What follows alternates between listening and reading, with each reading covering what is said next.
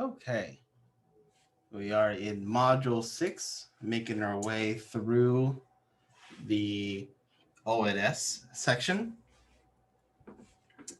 This is memory optimization.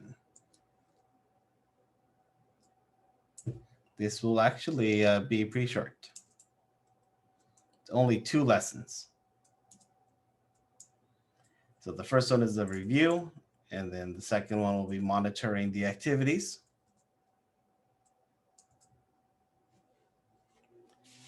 A virtual machine has different levels of memory. You have the guest virtual memory, the virtual machine's own swap file within its virtual drive. You have the physical memory, which has been allocated from the host, and then you have the actual host physical memory. And all of this can be in different places relative to each other. So in the host physical memory, we could have a section of memory that is slated currently being used by the guest's virtual memory that is linked to the physical linked out, or vice versa. Applications, just like with all applications, they always start with no memory. During execution, they'll start using memory as needed. That memory then has to get allocated either in the swap or the physical memory of the system. When a virtual machine starts, it actually has no physical memory attached to it. And during its run, it's actually attached on demand. This is why it's possible to over-provision for memory, because it's always on demand.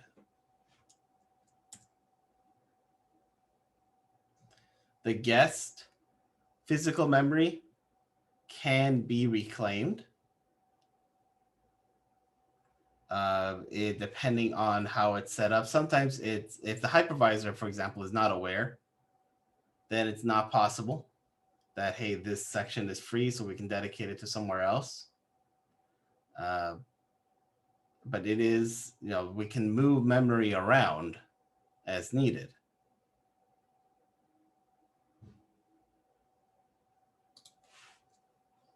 But any memory that is already reclaimed within the guest can't necessarily be taken out by the hypervisor.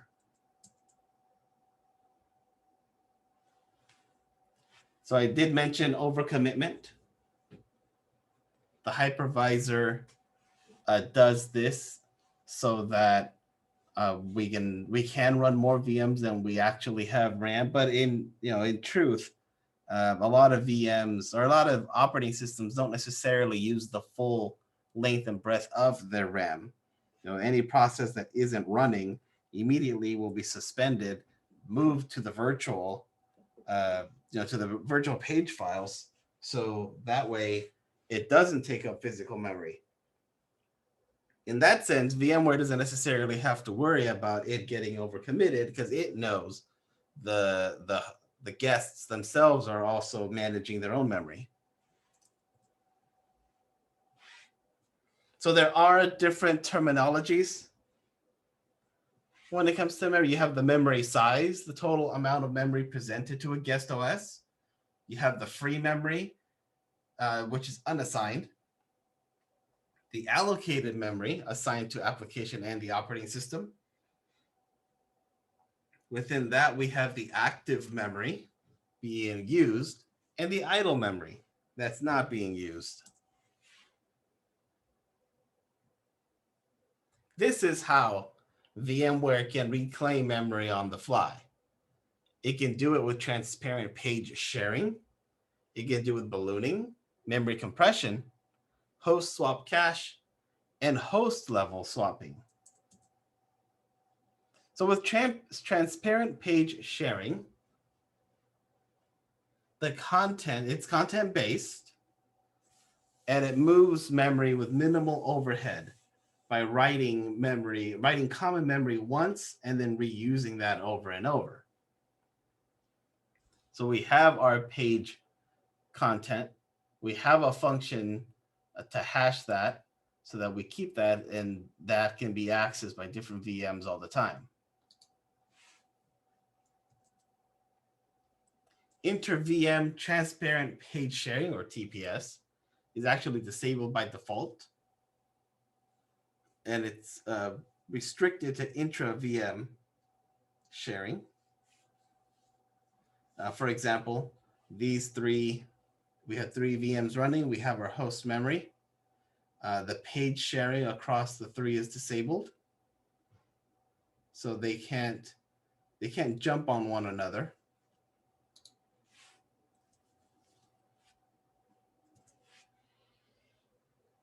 All modern hardware have memory management units that perform things like management, protection, cache control. This enables the address spacing within memory and prevents things like a buffer overflow between VMs.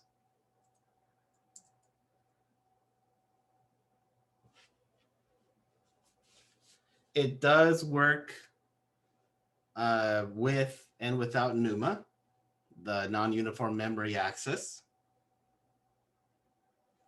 If the system has NUMA, then that page can have a local copy. The page of memory can have its own within its own node. So when VMs use shared pages, they won't access memory remote and incur any latency because they're not accessing a remote. So if a VM is sitting within this node, it doesn't need to call out to this node and have some latency between the two.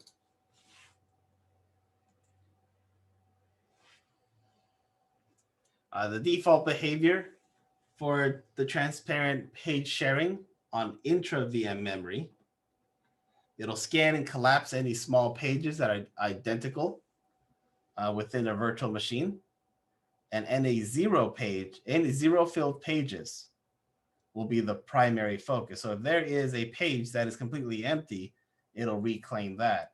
And then any that look similar that have identical content will be compressed together, thereby minimizing the amount of use in memory.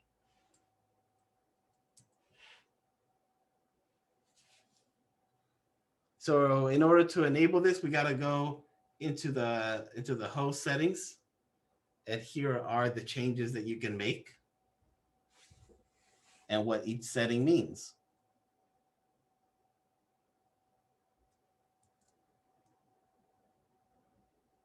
Now, if your host setting is 0, then it's inter-VM.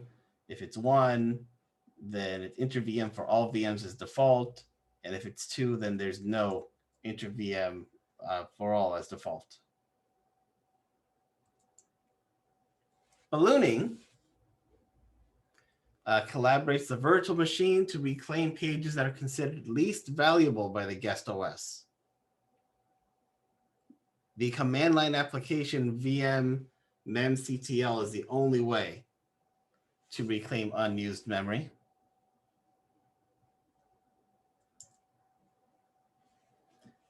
With ballooning, the goal is to make the guest OS aware of low memory status so that the guest operating system can free some of it. It'll select free or idle virtual machine memory. But if it asks to reclaim too much, it might actually start reclaiming active memory when it does this. So you definitely don't want it to reclaim active memory. You definitely want it to go after free or idle to send off to swap.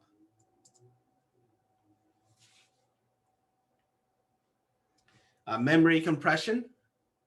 ESXi will store pages in a compressed cache in the host physical memory. And if it can't be compressed, then the page will be swapped out instead. So ESXi will do its job of minimizing the use of memory, and if it sees that it can't compress it, then it'll just take it into its own swap for now.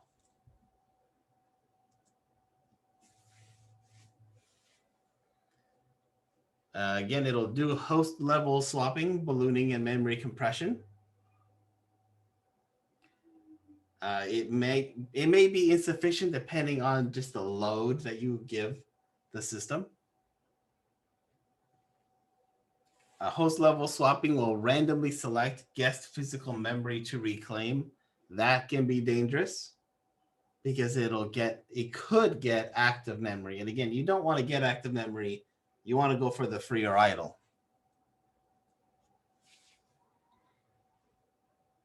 So here's a quick little activity, which is it's a matching game. And the answer is that.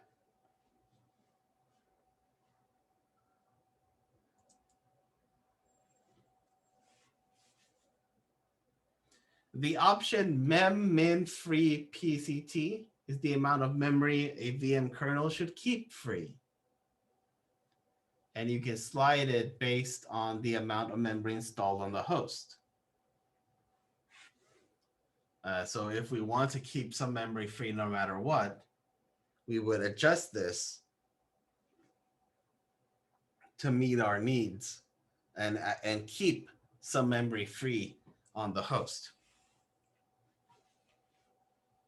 So then if we reach that point, then it'll start moving things to swap, compressing, and doing all that kind of stuff. You have criteria for reclamation from high to low.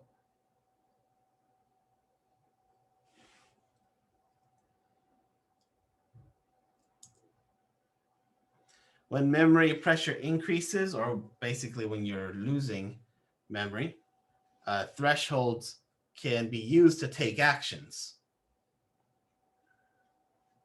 depending on where it stands. So you could have it take an action when you have a hard memory state or soft or clear.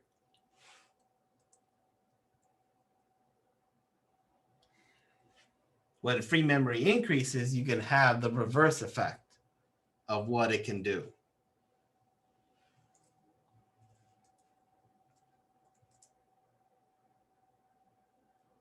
That is the end of lesson 1. We are halfway across.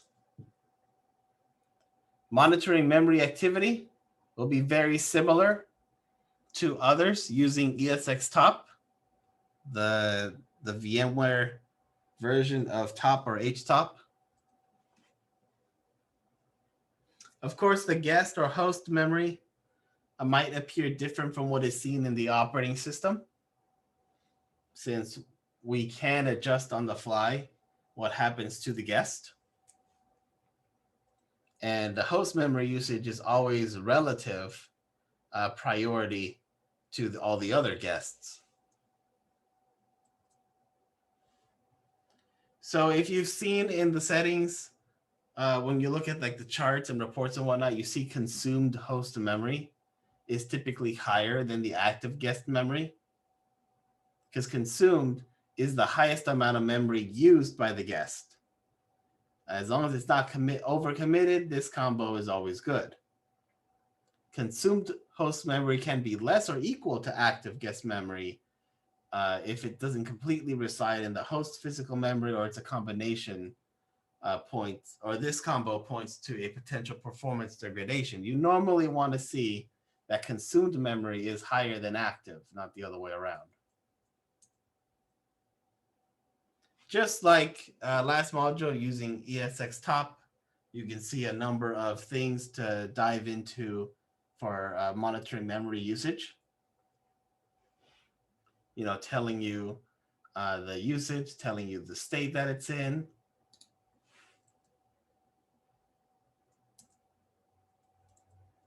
You can hit F to display the fields and J to enter the memory.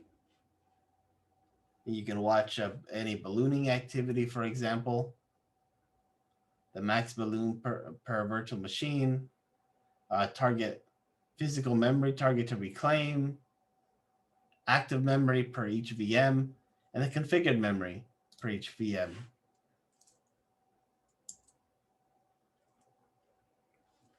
We can also see swap targets. Now to see where ballooning is being used and where swapping is being used. We can also see memory compression. You can enable that with F and Q to see how much memory is being compressed.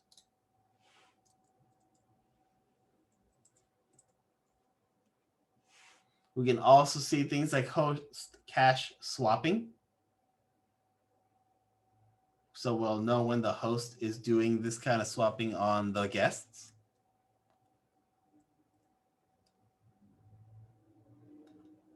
In this stream, by entering F and K, we can see the swap activity and all the fields that relate to swapping, like how much swap space is currently used, the target, the reads per second and the writes per second, along with the total memory swap rate of all the VMs on the host.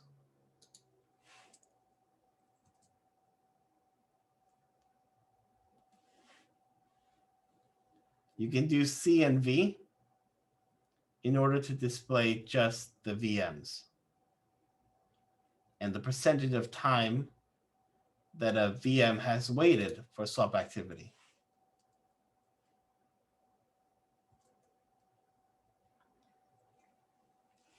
If you start seeing host level swapping, that's because your host memory is either being overcommitted or we're using our VMs are memory intensive and the configuration is greater than the amount of host physical memory available. So when you start seeing that, that is a cause of concern. When you start seeing host level swapping, you could reduce the level of memory commitment with vSphere vMotion. Make sure that the balloon driver is installed. You could add memory to the host, to the physical host. You could reduce memory reservations and use resource controls to dedicate memory to critical virtual machines. Because again, you don't want overcommitment and you don't want host level swapping to occur. Another matching.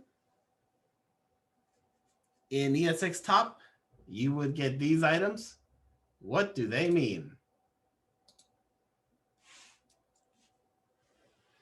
And the answer is that.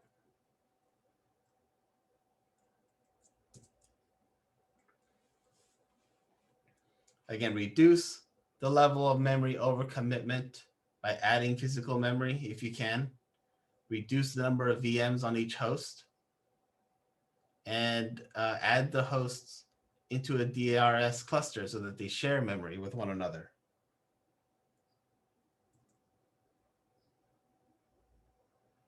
A best practice is to keep the balloon driver enabled so that it does it on its own within the VM and not at the host level.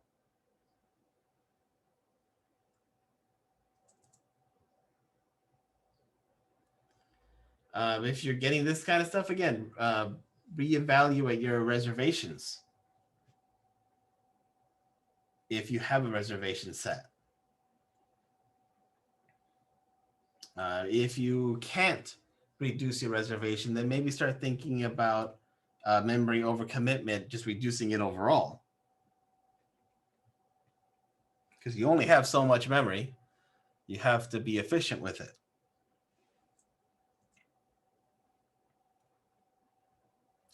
You could use memory reservations to prevent critical VMs from swapping. But again, you want to be conservative with these. You want to use this more of a last resort, because just by fixing the criticals, you might cause swapping on other VMs, and your problem just moved from one system to another, and you didn't really resolve it overall.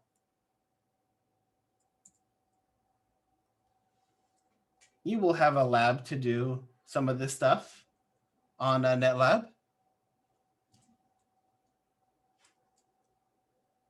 where you'll again work with esxtop and check out some memory stats and whatnot.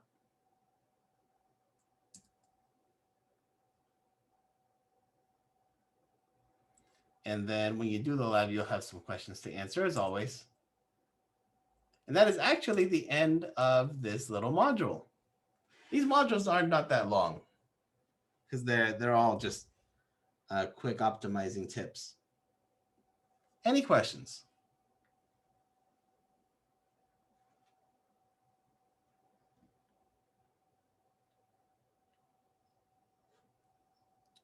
I see no questions. So I will end the stream.